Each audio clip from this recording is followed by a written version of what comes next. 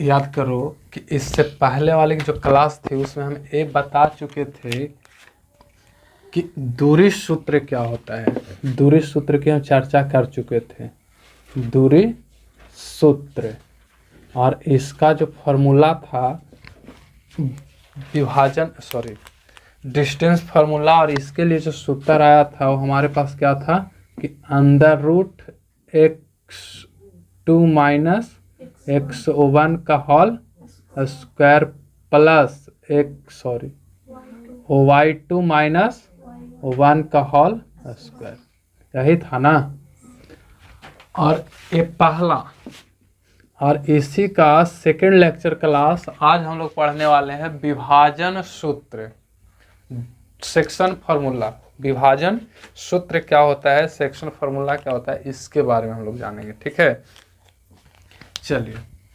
तो विभाजन का अगर शाब्दिक अर्थ खोजोगे तो विभाजन का मतलब क्या होता है, किसी चीज को बांट देना, किसी चीज को अलग अलग 2-3 भागों में बांट देना। तो अगर मान लो कि हमारे पास एक रेखा है इस तरह से यहाँ पास, और इसका नामकरण हम कर देते हैं, और वो नामकरण कर दूं मैं ए और एक नाम दे दूं बी। ठीक है, तो इस रेखा को, ए बी जो रेखा है, इस रेखा खंड को हम चाहें तो 4, 5, 8 जितना मन है उतना भागों में क्या कर सकते हैं, इसको बांट सकते हैं। क्या नहीं बांट सकते हैं? जैसे मान लो कि ए और बी के बीच में कोई बिंदु है, ये बिंदु है सी, जो इस रेखा को M1 और M2 में बांट रहा है, M1 और M2 में इसको विभक्त कर रहा है। जैसे मान लो कि यहाँ से यहाँ मेरा कितना हो जाएगा, M1 और ए वाला M2। अब कितना जो कुछ पता है, जैसे इसको ऐसे संबोधित होना नॉर्मल कि यहाँ से यहाँ एक रेखा है 10 सेंटीमीटर का है, या 20 सेंटीमीटर का है, या 50 सेंटीमीटर का है, और इसको हम अलग से यहाँ से काट दिए। यहाँ से यहाँ मान के चलो 30 है, और यहाँ से यहाँ कितना है, 20 है। तो इसको हम कह सकते हैं कि 30 और 20 के अनुपात में इसको क्या कर दिए, बांट दिए। तो यहाँ पास कितना में बांटा हमको पता नहीं है, तो इसलिए हम क्या मान लिए इसको कि ये मेरा M1 में बांट गया है और ये मेरा M2 में। यहाँ से इधर वाला हिस्सा M1 है और इधर से इधर वाला हिस्सा M2 है। ठीक है, तो इसके लिए अगर इसको विभाजित करता है कोई बिंदु C, तो इसका विभाजन सूत्र हम लोग को पढ़ना है। तो जाहिर सी बात है कि यहाँ पास ए है तो इसका कुछ न कुछ निर्देशांक होगा। सो मान के चलो बिंदु ए है तो बिंदु ए का निर्देशांक x1 और y1 होगा, और ये बिंदु क्या है, बी है, इसका निर्देशांक हम मान के चलते x2 और क्या हो जाएगा, y2 हो जाएगा। और इस बिंदु ए बी के बीच में कोई बिंदु सी है जो इस रेखा को M1 और M2 में बांट रहा है। तो इस सी जो बिंदुआ होगा, इस सी, इसका निर्देशांक कितना होगा, इसका निर्देशांक कितना होगा, समझ में आ रहा है। हम मान के चलते हैं कि इसका निर्देशांक क्या है, x और y, लेकिन इस x और y को हम लोग निकालेंगे कि x y आता कैसे है। तो ऐसे याद रखना कि दो बिंदुओं के बीच एक बिंदु आ रहा है, दो बिंदुओं के बीच एक बिंदु आ रहा है, तो ऐसे रेखाओं के विभाजन करने वाले बिंदु अंतः विभाजन कहलाता है। ऐसे विभाजन जो होता है उसको हम लोग क्या बोलते हैं, अंतः विभाजन। लेकिन एक विभाजन ऐसे भी तो हो सकता था कि यहाँ से यहाँ पूरा ले लिए और इधर से इधर मान के चलो कुछ ले लिए। जैसे इसका विभाजन करोगे तो क्या हो जाएगा, इसका विभाजन AC और इधर से कितना हो जाएगा, CB, यही ना होगा। लेकिन एक रेखा मान के चलो कि यहाँ पास ऐसे लेते हैं कि यहाँ पास A है, यहाँ पास B है, और एक इसी का बढ़ाया हुआ पार्ट्स इधर हम ले लेते हैं। ऐसे बढ़ा हुआ है, क्या है, C है, लेकिन C रियली में अगर देखोगे तो इधर नहीं होता है, बल्कि एकरे में लिखाता है। ठीक है, तो इस C को हम इधर ना लिख करके इसी में यहाँ लिख देते हैं, क्या है, मेरा C है। और इसको तो कोई आपको ऐसे पूछ दे कि A B और अनुपात AB, देखो यहाँ से यहाँ टोटल, और फिर क्या है 20C, जबकि इसमें क्या था कि इसमें यहाँ से यहाँ और बाद फिर यहाँ से यहाँ, जबकि इसमें क्या है, यहाँ से डायरेक्ट यहाँ आई है, फिर यहाँ से यहाँ आई है कि नहीं। तो जब इस तरह के विभाजन होता है तो इसको हम लोग बोलते हैं अंतः विभाजन। इस तरह के विभाजन को क्या बोलेंगे, अंतः विभाजन, अंतः विभाजन।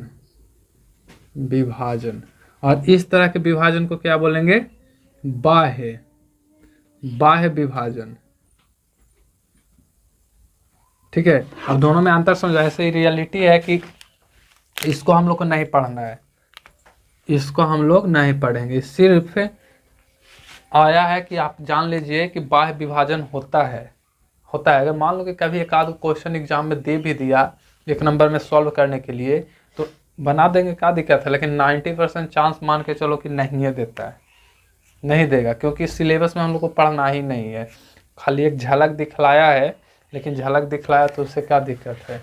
साफा नीचे लिखा रहता है स्टार लगा करके कि यह प्रश्न परीक्षा के दृष्टिकोण से नहीं है। मतलब आप जानते हैं तो अच्छा है, लेकिन यह परीक्षा के दृष्टिकोण से नहीं है, ठीक है। तो फिर भी हम लोग जानेंगे। अगर मान लिया कि बिहार बोर्ड के कोई आता पता नहीं रहता है, वो पगलाता है तो कहाँ कहाँ से क्वेश्चन दे देता है, कोई आता पता नहीं है, तो हम लोग सीख लेंगे, ठीक है।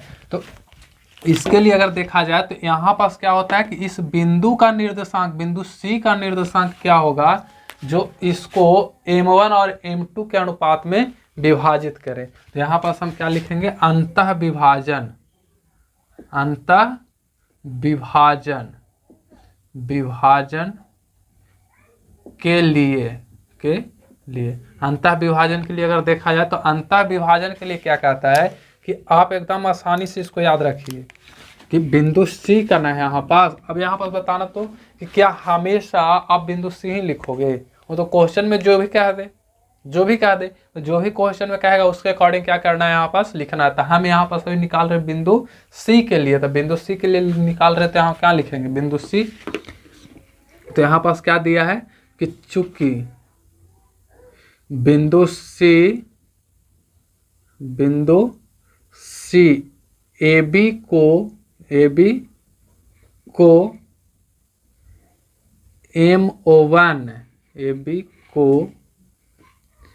MO1 तथा M2 अनुपात में विभाजित करता है, के अनुपात में विभाजित करता है। इसलिए बिंदु सी का निर्देशांक, अब बताओ तो कि बिंदु सी का निर्देशांक पूछा है, तो निर्देशांक में तो एगो x एगो y होता है, तो xy इसमें होगा। तो बिंदु सी का निर्देशांक के लिए आपको कुछ नहीं करना है, बस आप यहाँ क्या कीजिए कि x2 है ना, इस x2 को आप गुना कीजिए m1 के साथ, x2 का गुना कर दीजिए m1 के साथ, और x1 को गुना कर दीजिए m2 के साथ। मतलब उल्टा समझ में आ रही बात है। इसको गुना करना है इसके साथ, इसका ये जो है ना, इसको इसके साथ, और इसको गुना किसके साथ करना है, ये वाले को इसके साथ, और y के साथ भी सेम कंडीशन अपनाना है, y के साथ भी एकदम सेम। तो यहाँ हम क्या लिखेंगे कि पहले x लिखाता है, तो पहले x वाला कोऑर्डिनेट लिखेंगे, तो यहाँ क्या हो जाएगा, x2 into m1 plus x1 into m2, तो x1 इंटू m2 और बट्टा नीचे में आप इस दोनों को जोड़ दीजिए, नीचे में क्या हो जाएगा, m1 प्लस m2, ठीक है। और फिर अगर इसकी अगर हम बात करें इस y वाला का, y के लिए भी एकदम सेम होगा।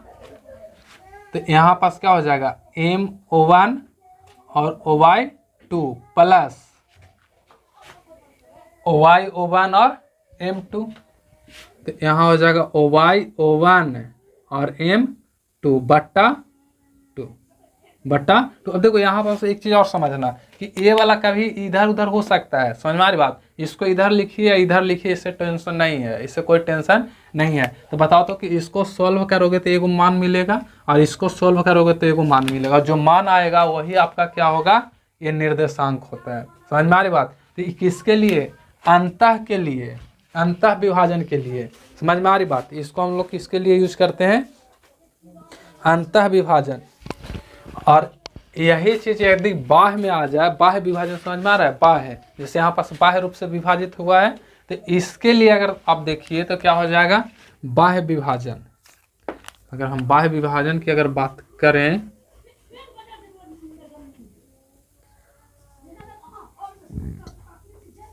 बाह्य विभाजन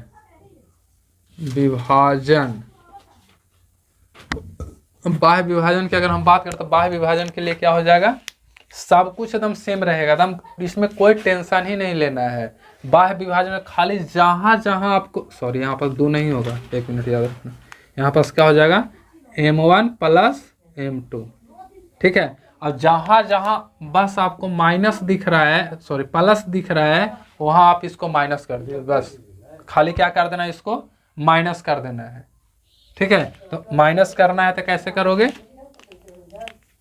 कि विभाजन, अंतः विभाजन के लिए और बाह्य विभाजन के लिए क्या हो जाएगा, सब कुछ एकदम सेम रहेगा। जैसे मान के चलो कि, तो अगर इसकी हम बात करें तो सोचो तो कि मेरा क्या है x2 और ये क्या हो जाएगा y2।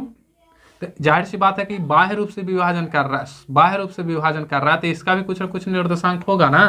तो इसका पूरा का हम क्या मान लेते हैं m1, पूरा वाला कि m1, पूरा यहाँ से यहाँ क्या है m1, और यहाँ से यहाँ ये वाला क्या है मेरा m2, ठीक है। तो यहाँ अगर देखोगे तो सब कुछ वही रहेगा, सिर्फ खाली चेंज क्या हो जाएगा, साइन चेंज हो जाता है। तो इसके अनुसार देखोगे तो क्या हो जाएगा x2 m1 और माइनस यहाँ खाली क्या लगा देना है, माइनस x1 और m2 बट्टा m1 माइनस m2, और यहाँ जाओगे तो क्या हो जाएगा m1 y2 माइनस m, हाँ y1 और m2 बट्टा m1 माइनस m2, ये बाह्य रूप से, ठीक है। लेकिन एक चीज और याद रखना कि ये तो किसी भी अनुपात में विभाजित कर रहा है उसके लिए, है कि नहीं। लेकिन अगर मान के चलो कि हमारे पास किसी भी अनुपात में नहीं विभाजन करे, किसी भी अनुपात में विभाजन ना करके सिर्फ और सिर्फ 1:1 में कर दे, मतलब कि मिडिल रूप से, मिडिल में समझ, बराबर बराबर। जैसे मान लो कि यहाँ पास हमारे पास एक रेखा का बिंदु है, एक रेखा का बिंदु यहाँ है, और यहाँ पास इसका निर्देशांक मान के चलो x1 है और इसका y1 है, और इसका क्या है x2 और y2 है, और इसको कोई बिंदु माया इसको मिडिल में है, मतलब कि इधर 1 है और इधर भी कितना है 1। तो बताओ तो कि अगर 1 1 आ जाए तो सबके जगह 1 डालोगे तो बताओ x1 प्लस x2 न हो जाएगा आराम से। तो अगर मध्य बिंदु हो, समझ में आ रहा है, अगर क्या आ जाए मध्य बिंदु आ जाए, मध्य बिंदु, मध्य बिंदु, मध्य बिंदु, तो मध्य बिंदु के लिए क्या हो जाएगा, बस कुछ नहीं करना है आपको, सिर्फ इसको x1 प्लस x2 बट्टा 2 और इधर y1 प्लस y2 बट्टा 2, यही होता है बस मध्य बिंदु के लिए। समझ में आ रहा है। तो इसको राइट कीजिए, उसके बाद फिर दिखाते हैं एग्जाम्पल।